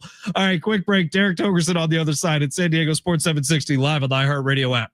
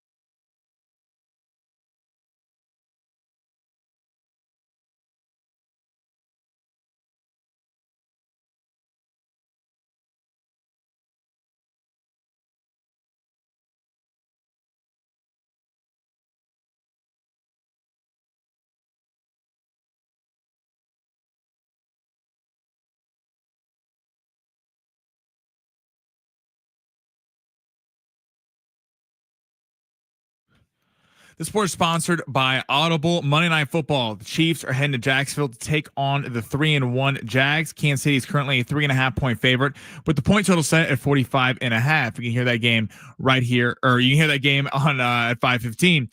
And then baseball tonight, Dodgers, Phillies. Dodgers lead the series 1-0. The Dodgers currently a -120 favorite with Blake Snell pitching against Jesus Luzardo. That game is going at 3:08. And Cubs, Brewers tonight, 6:08, with Chicago looking to even up the series in Milwaukee. Stuck in traffic, Audible's romance collection will have you falling fast in the slow lane. Satisfy every side of you with the best-selling modern rom-coms, the hottest romantasy series, anticipated new releases. Start listening free when you sign up for a 30-day trial at audible.com. That sounds nice.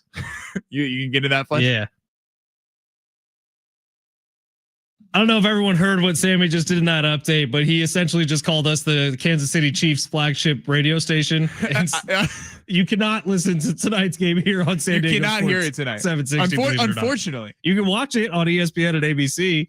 But no, we don't have the Chiefs rights, unfortunately. Demi on YouTube says, Fletch, Sammy, how's Circa going? We survive in advance, baby.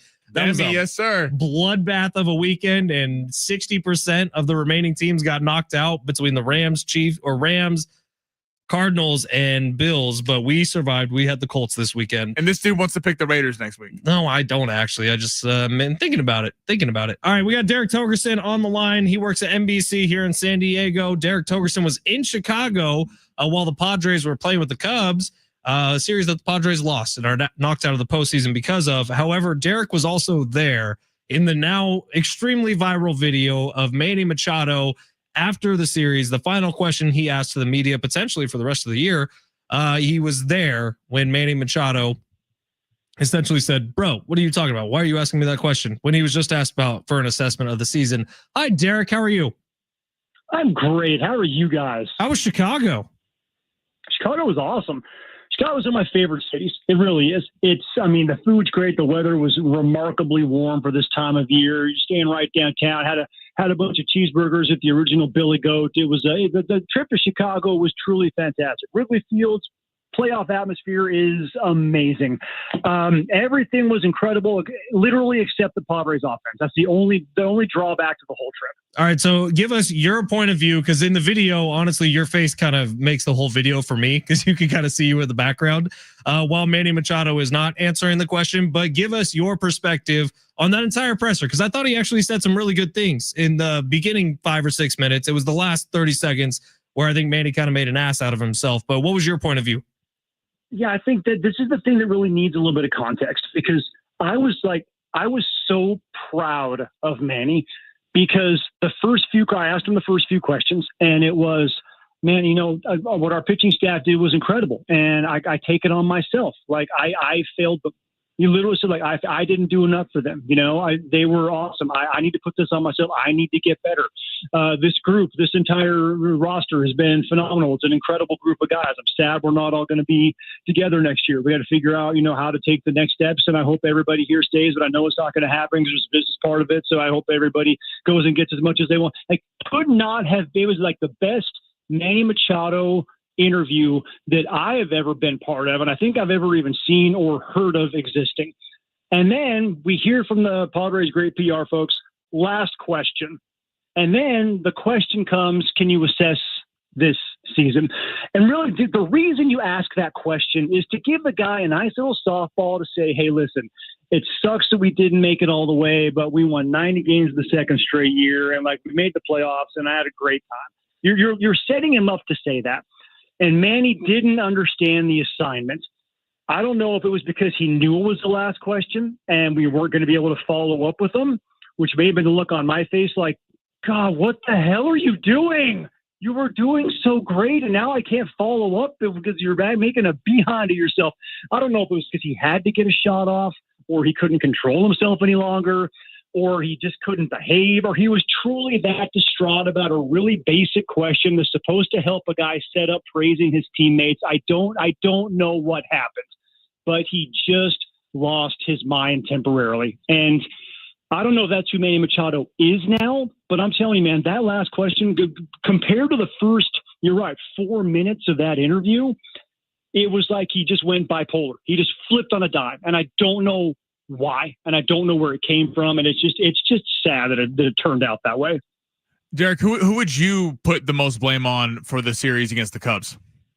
Anyone holding a bat not named Freddie Fermin or Jackson Merrill. Yeah, that's no, I'm not joking. Literally, that's it, because nobody hit. And also, you know what I'll do? I'll put some blame on Mike Schilt on this one, because how many innings stacking up 3 straight left-handers, 6, 7, 8, knowing that the Cubs' strength of their bullpen is their left-handed arms. So you handed Craig Counsell how many innings knowing that he'd be able to throw a lefty out there and get through and not have any kind of offensive threat mounted whatsoever. Jake Cronenworth giving you nothing offensively. Why the hell was Jose Iglesias, who took 2 really good swings and got robbed by Nico Horner, suddenly turning into Michael Jordan? And the other one was 100-mile-an-hour plus line out to center field and is not a downgrade defensively as second. Why is he not out there playing second base at Jake Cronenworth? You can then break up that 3 lefty stint at the bottom of the order and then have a guy like, Gavin Sheets batting 8th. That's a dangerous number 8 hitter in that lineup. The way that Schulte managed that, I understand loyalty. That loyalty went right over the border into stubbornness, and that cost him as well. So Schulte has to wear some of this, as well as the guys who were swinging the bats, because it was just bad approaches, bad pitch recognition, not understanding how to bring runners up. Everybody sucked. Derek Togerson, NBC7 joining us. We'll go Padres one more, Derek, and then we'll move on to some other stuff happening in San Diego. But you look at this series and that kind of projects some things to the future. So we know Luis Arraez is not going to be back with the team most likely. We know O'Hearn not going to be back with the team most likely. There's some questionable ones like Suarez, who has an option, and King, who has an option. But of the Padres who are under contract next year, who do you think it is that's most likely not going to be with the squad? Is it a Cronenworth situation?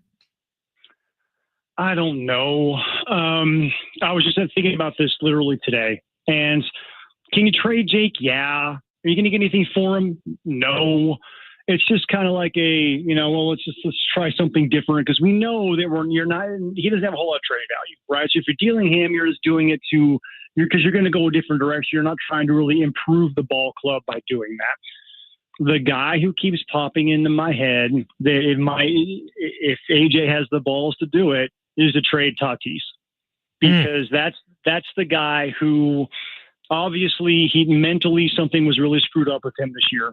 I don't know, because of the wrist surgeries, if he's ever going to hit for the same kind of power that we saw in 2021. Forget about the steroid thing. I don't know if the wrist is going to allow him to do that.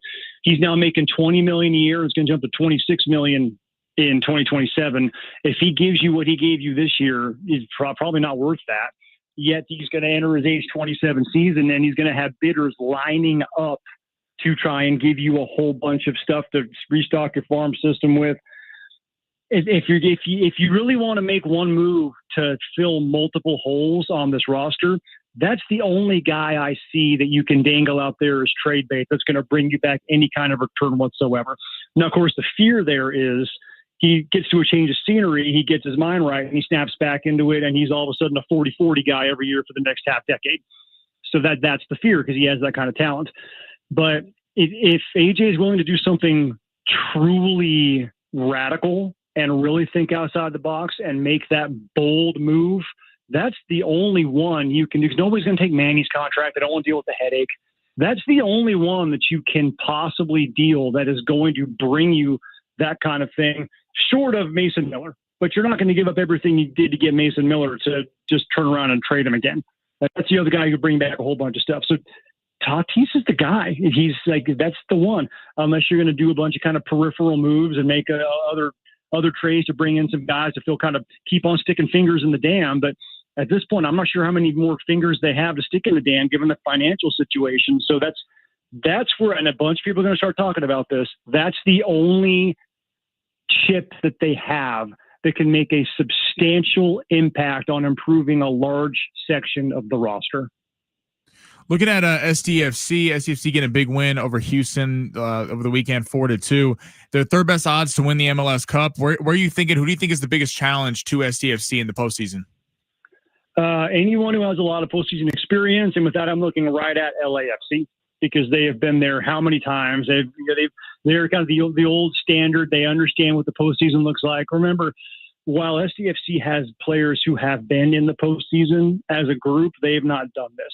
And they had the vast majority of their roster is young and has not been through something like this. So the team that's obviously very talented and also obviously very experienced is LAFC. That's the one that I look at as, okay, I know you beat them twice this year. I know you own California. The playoffs are a completely different beast. So that's where I look. I mean, Vancouver, whatever, they kind of get by on being stable. They're not going to really go out there and blow your doors off. Where San Diego FC has the talent to do something like that. We've seen it multiple times. So if you're talking about just the Western Conference, I look right up the road at LAFC. And then in the grand scheme of things, obviously Philadelphia is proving they are the best team in the league right now. If only, maybe they didn't have Milan Olowski and he was still hanging out here, might be a different story. But those are the two teams I look at going, all right, if you got to get through two, those would be the two that I would be most scared of. Togs, those Aztecs, big win Friday night over Colorado State, opening up Mountain West play 1-0, 4-1 on the season, looking to go 5-1 against Nevada, which we all think is very doable, and then into your second bye before Fresno State, and that schedule kind of stiffens up a little bit. But the Aztecs, this is a different squad we're looking at in 2025. And the best part of it is not so much that they're winning, but the offense is exciting to watch. That's what we've been waiting for. I mean, with San Diego State, and as you know, man, they don't have to go out there and compete for national championships. It'd be great if they did. But what you have to do at the Mountain West level, at least right now, is just give the fans something exciting to watch. Go up and down the field, line up the scoreboard, win a few games 55-49. Everyone will be happy with that. He'll lose a couple of games 58-53.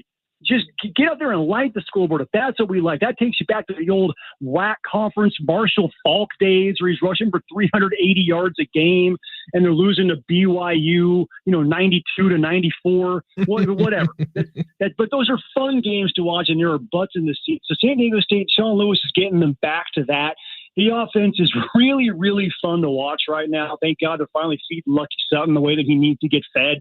Jordan Napier is looking like the kind of guy who was getting a lot of NIL offers, but stuck with San Diego State. He's a really talented young wide receiver. I'm loving what the offense is looking like right now because if you play the way they're playing, guess what? Quarterbacks want to play in that kind of system. Yeah. And as you go to the Pac-12, the top-tier quarterbacks, those 3-4, I'm not going to say 5-star, but the 3-4-star guys might start looking at, hey, I like what San Diego State's doing right now, and then keep that train rolling. So it's working, and the best part is that it is fun to watch them play football. At least at home. We'll see how it goes on the road. 2 road performances so far this year. Man, they're taking the cue from the Padres this year, man. Like being incredible at home, and then kind of like, I don't know about this on the road. All right, so it was good stuff, man. NBC, what are you working on today? God, everybody catching up on everything from being on in Chicago for a week. And then working on some talk to San Diego Mojo's new head coach, who was an Olympic medalist. And, of course, San Diego State and Sean Lewis, a few guys talked at noon. So we're working on all that good stuff. And also, what are the Padres, kind of thinking, spinning ahead on what we just talked about, what do the Padres have to do to win 90 games again next year, but be better and make a long playoff run? That's really the question on everyone's mind right now. So we're kind of diving into that a little bit. All right, NBC 7 is where you find all of Derek's work. Good stuff, Togs. Love you guys. Appreciate you lots. Love you too. Derek Togerson. How about him, NBC 7? All right, quick break here. We'll wrap this thing up, read a few of your texts. Before we get out right now, how about some tickets? You want to go see A Day to Remember with Yellow Card, October 23rd at Petco Park at Gallagher Square. Right now is the time to call. You can go to Ticketmaster.com for tickets and info or call us 877-767-4760. Caller number 7, you're going to the show.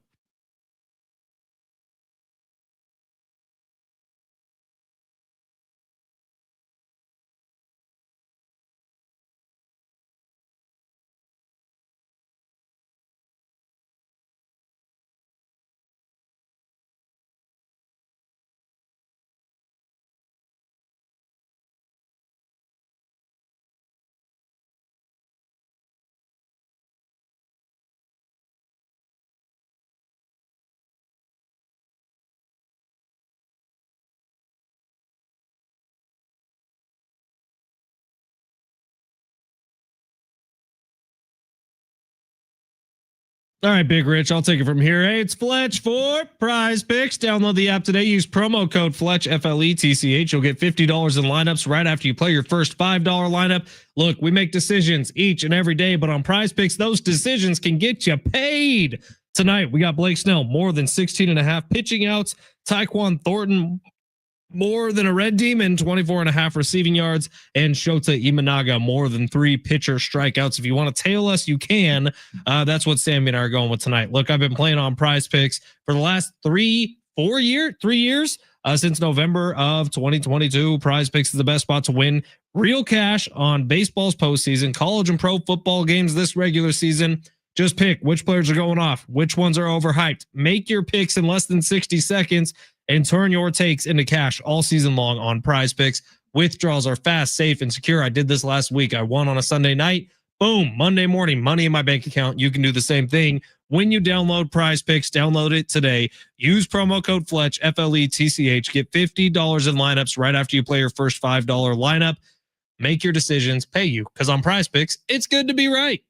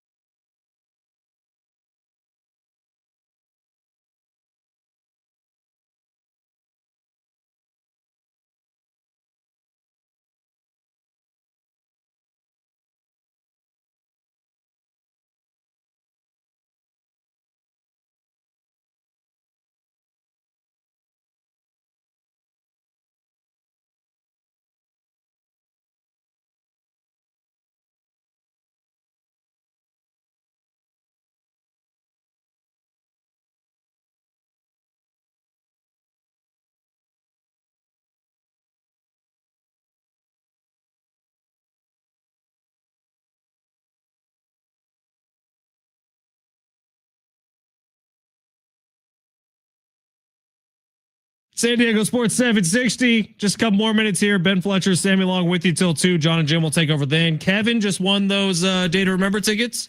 Kevin. What up, Kevin? 858. Only casuals don't like Marab. Shake my head. I knew that was coming when we crapped I on get Marab. pure wrestling fans love Marab Devashvali, and we can appreciate the dude is a freaking machine. Like he is cardio wise outpaces the rest of the UFC combined. It feels like he will not get tired in a fight, but man, he's an excellent fighter. Amazing. Maybe the best in the world at his weight. But in terms of my enjoyment watching a fighter, it's a little frustrating when he just takes guys down and he just wears on the whole time. 858 Fletch. Franklin hasn't been fired because the buyout is $56 million. Yeah, that would make sense. Penn State's got the cash. Penn State can afford that. Come on. Look around NFL dead head coach salary. Not literally dead, but salary being paid to head coaches in the NFL that no longer are head coaches. It's up over $1 billion. 760. I'm a 49-year-old man. I would wear the Nobu necklace for sure. Fellow sissy here. I'm not a sissy, dude. I was looking out for my nieces. Come on. How old were your nieces? I think they're like 5 and 7. And why are they at SeaWorld Hollow Springs? It's family friendly. So you can take kids. It's cool. Just wear the Nobu necklace. People on Twitter are blowing us up about the Nobu necklace right now. The Nobu necklace, it's like literally Nobu, like not like Nobu like the restaurant, like like N-O space B-O-O. Nobu. Don't want to get scared. Is there a picture of you wearing that? I'm sure my wife has it somewhere. Viva Padres on YouTube says, did you guys watch The Smashing Machine starring The Rock? I want to see that. So do I. It's about Mark Kerr, who's one of the initial legends of the UFC. Dude had all sorts of issues. He was taking steroids because back then they weren't testing, or if they were, it was like they would hand you a cup and you get to go into a room and put whatever you want in that cup, and that is your passing steroids test. It looks fantastic. I've heard The Rock is amazing in it. Emily Blunt is the lady, right? Emily Blunt, yeah. And she's supposed to be great in it too. I would really like to see it. I have not yet. I'm not a fan, by the way, of the movie reviewers who are putting stuff out there like this is setting up to be The Rock's biggest flop of his career. That's not what this movie's about. This wasn't a huge money-making movie. But who has said? I thought it's got really good reviews. It's gotten amazing reviews, but no one went to see it. So they're saying financially, it's the biggest flop of his career. Who cares? Who cares? This isn't. The Rock's got $500 million in the bank. He's fine. This isn't Jumanji 9. All right, this is a real movie. Yeah, I'm he's excited. gonna be winning an Academy Award for it. I hope he does. 615 says, I can't be in a Survivor League, so I just bought 3 entries for Second Chance Survivors. So the only game I can play this week is KC over Jacksonville. So I'm afraid I just jinxed it for you, Sammy. Let's go Jacksonville. Hell no. Let's go Jacksonville. Hell no. Let's go Jags. Come on, T-Law.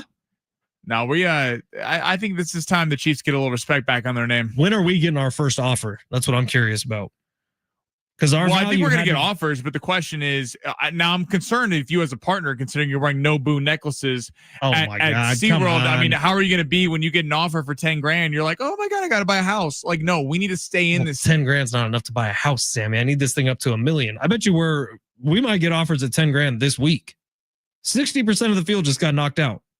So many people who had like 10 entries put all their 10 entries on the Cardinals or Rams. You have to hedge if we get close. If we're picking a game, it's like week 16, 17, then you put a bag on the other team. Wow. 615 is putting all 3 picks on Kansas City tonight. That's crazy. That's crazy. 615. KC, we trust. That's insane. We're going to get it done for you tonight. I would not go all 3 of them. All right. We're out of here. John and Jim are coming up next. Thank you for everybody who's here today. We appreciate you. Yes, sir. Tomorrow is going to be full reaction from a Monday Night Football game. Jacksonville Jaguars taking it to the Kansas City Chiefs. Final score prediction. I'm going to go 24-21 Chiefs.